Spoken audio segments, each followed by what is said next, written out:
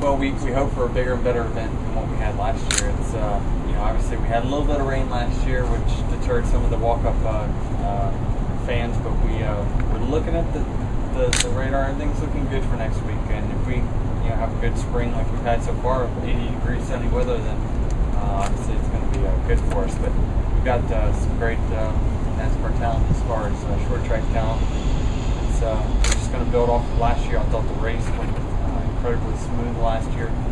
Had a great finish, obviously, and that's what we're here. It's just to put on a great race, and in the process of race awareness for our charity. Talk about you being kind of a host for Richmond Race Week as a native to this area, especially for this race.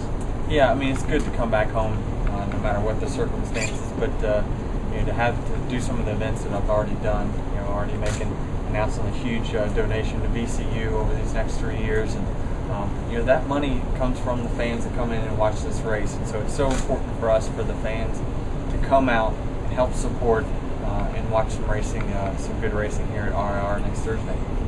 Dougie, what does it mean to you to have achieved the level of success you've achieved and be able to come back to where you kind of cut your teeth and make contributions like that? It's a big deal. I mean, for us, the Denny Hamlin Foundation, there's obviously a lot of benefactors, but now that we can keep the money right here in the Richmond area by donating to VCU and being just in a position to be able to give that kind of money to somewhere here in Richmond is a big deal for us. And so it just shows how much our foundation has grown, how much this race has grown over the last few years, and we're so excited about the outlook. We're trying to even schedule even more events to help raise some more money. So it's a slow process, but we're getting there.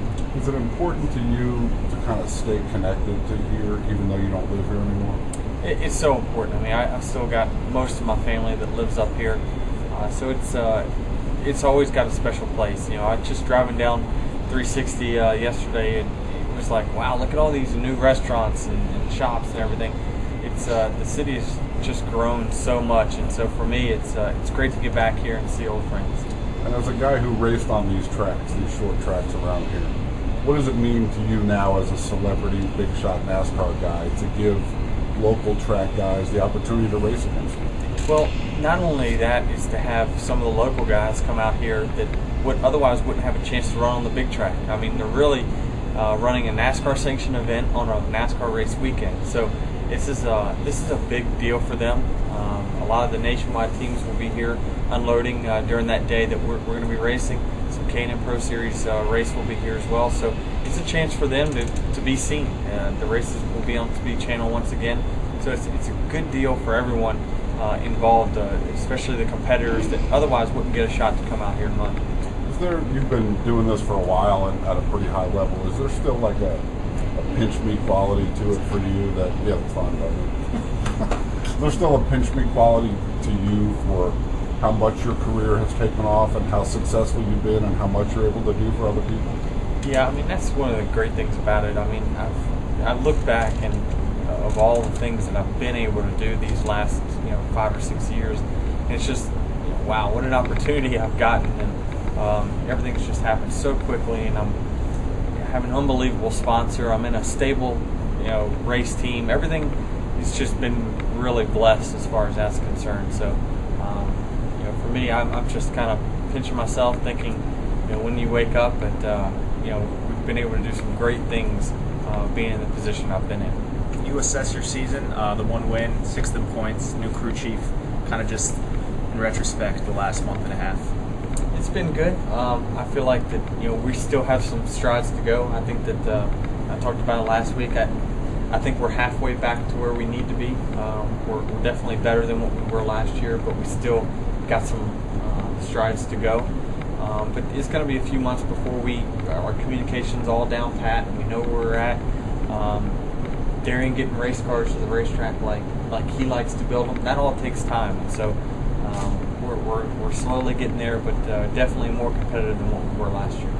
Do you have a target date where you want to sort of have everything going where it needs to be?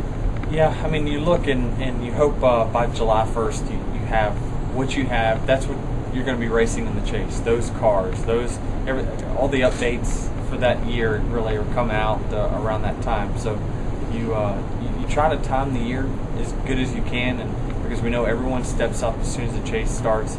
So it's all about playing the game right, and we did it right in 2010, timing our season to peaking at the right time. We need to do that again in 12. Denny, we didn't get a chance to catch up with you yesterday. Just talk about how exciting it was for you to be at the White House and meet the president and do all that. Yeah, I mean, for me to go to the White House again, third year doing it was a great experience. Obviously, Obama's been a big sports fan himself and knows a lot about NASCAR, more than what you would think. So for us, it was a great experience to tour it, see some of the history of the White House, and kind of see where the command center for our country starts. Did Tony and does Jimmy, did they get to do different stuff with the president? Like, were they taken aside for like a quick talk or anything like that? Sort of, that'd be kind of cool if we won the championship. Yeah, absolutely. Just through talking to some of the champions, they get a little bit more extensive tour than what we get as being chase drivers. But that's something that's reserved for the champion. I do like that.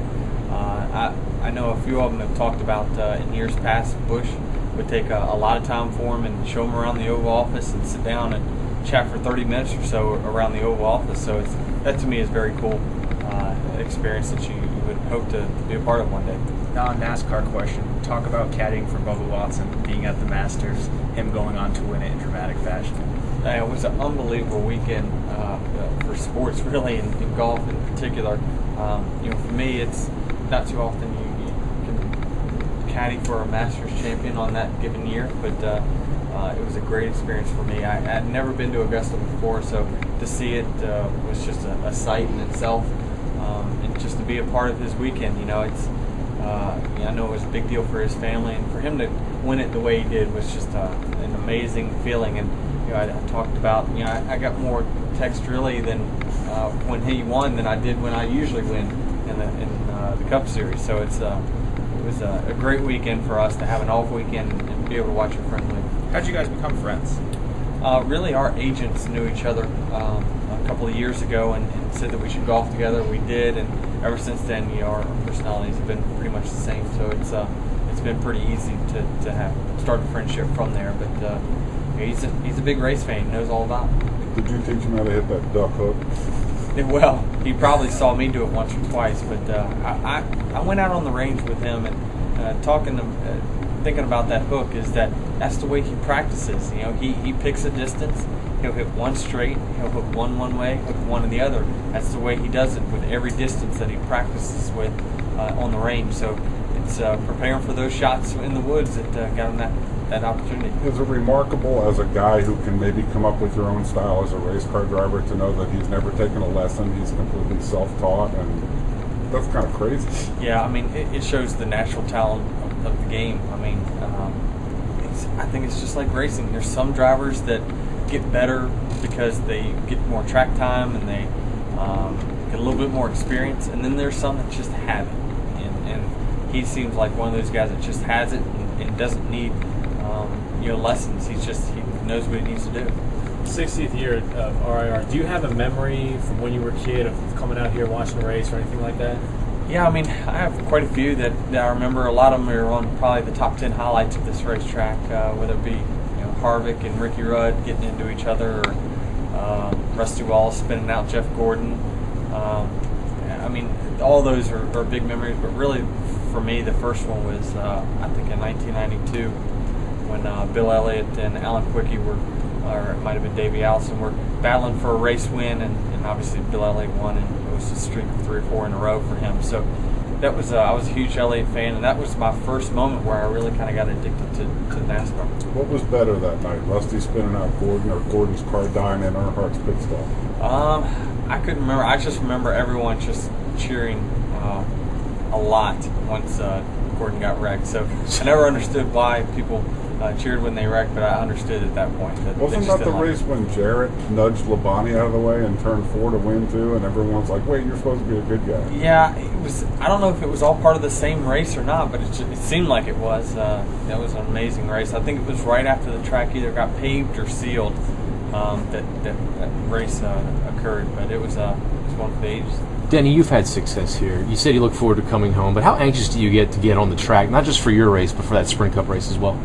Yeah, I mean, it's home for us. I mean, you know, we bring our best car here. We do everything we can to win at Richmond, and so you have more confidence when you go onto the racetrack, obviously, because you have won here before in several different, well, now all three divisions that I've competed in. So it's just been it's been a good run here. We always typically run well here, so we don't we scratch our heads a little bit, but it's just it's been a great 5 years at this, or 6 years at this racetrack, and obviously those trophies will never get old from here. Hey, Denny, you go back to what Tony did in the chase last year. He kind of pulled off the impossible. Did that kind of change the mentality of all the drivers that, hey, we can do anything? Yeah, I mean, it's amazing what momentum will do for you. You know, when a driver has that much confidence, and any edge that you can get over the competition is going to be big.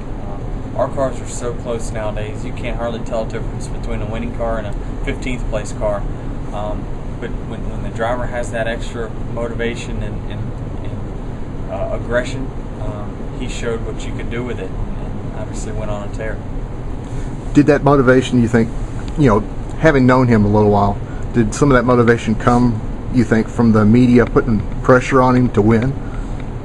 I think it was self-imposed. I think that, you know, he found himself winning the first two chase races, one because of fuel mileage, one a different way, and then next thing you know, he's like, wow, he's turned his year around, and the confidence grows. And I know I've talked with his manager a few times during the course of the chase, and he said the guy is just determined this year. I don't know what it is, but these last few weeks he's just turned the light switch, and he's a different guy.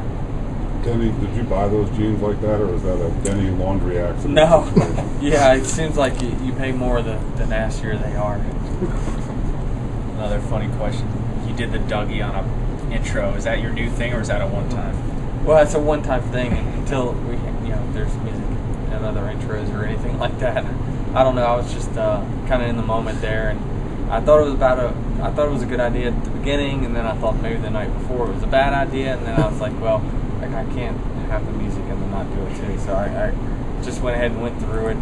It wasn't my best performance, but I can do better. If you would have won the race, would the Dougie become a part of your previous routine? I don't know. I was thinking about that. I should have some kind of dance after this. We'll see.